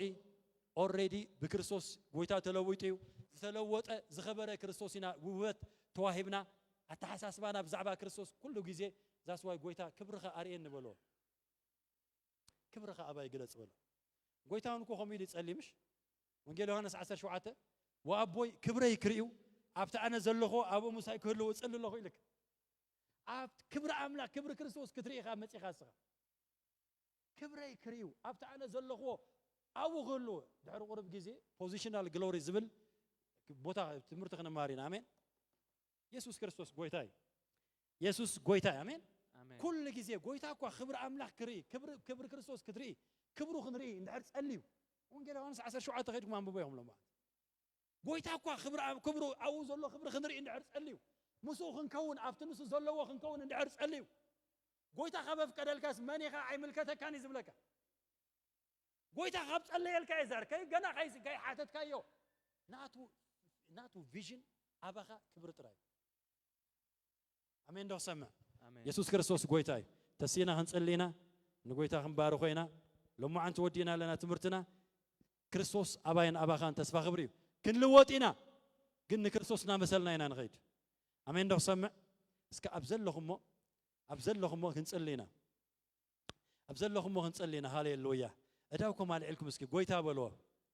ኣነ በልዎ ካብ ክብሪ ናብ ክብሪ ናብ ምስልኻ ክልወጥ ፈቃደኛ እየ በልዎ ህይወተይ ኣተሓሳስባይ ባህርያተይ ናብራይ ኩሉ ነገር ካብ ክብሪ ናብ ክብሪ ንዓኻ ዝመስል ይኹን በልዎ ኣቦ ንጸልያ ኣለና ጎይታ ክብረይ ክርዩ ኣብቲ ኣነ ዘለኹ ኣብኡ ክህሉ ኢልካ ጸሊኻ ኢኻ ኣነ ንኣሕዋተይ ንጸልያ ኣለና ስለ ህዝበይ ስለ ወለዶይ ንጸልያ ኣለና ብሽም ኢየሱስ ክርስቶስ እቲ ኣባና ዘሎ ክብሪ ክንርኢ ያዒንቲ ልቦናና ክኽፈት ተስፋ ጻውዒትና ክንፈልጥ ሃብቲ ርስቲ ክብሪ ኣብ ቅዱሳኑ እንታይ ምዃኑ ክትፈልጡ ተባሂሉ ከም ተጻሕፈ ሎሚ ኣባና ዘሎ ክብሪ ክንርዳእ ያዒንቲ ልቦናና ስለ ዝኸፈትካልና ነመስግነካ ኣለና በኢየሱስ ስም ንዓለም ዝመስል ኣቦ ንዝኾነ ይኹን ሲስተም ናይ ዓለም ዝመስል ወለዶ ብሽም ኢየሱስ ኣይውፃእ ንብል ኣለና በኢየሱስ ስም ንክርስቶስ ዝመስል ንዓኻ ዝመስል ትርኢትና ኩሉ ክልወጥ ብሽም ኢየሱስ ንጸልይ ኣለና ኣባና ስለ ዘለኻ ተመስገን ምሳና ስለ ዘለኻ ተባርኽ በኢየሱስ ስም ኩሉ ፍርሂ እግዚአብሔር ጭንቀት ምጥርጣር ዘበለ ማዕበላት ነፋሳት ብሽም ኢየሱስ ክርስቶስ ጸጥ በል ኢልና ንእዝዞ ኣለና ምሳና ስለ ዘለኻ ተመስገን በኢየሱስ ክርስቶስ ስም አሜን ኢየሱስ ጎይታይ ክብርን ጎይታ ይኹን እስኪ ክልወጥ የበል ንክርስቶስ ግን መስል በል መከራ ይልውጠንን እዩ ሽግር ይልውጠንን እዩ ኢየሱስ ክርስቶስ ጎይታይ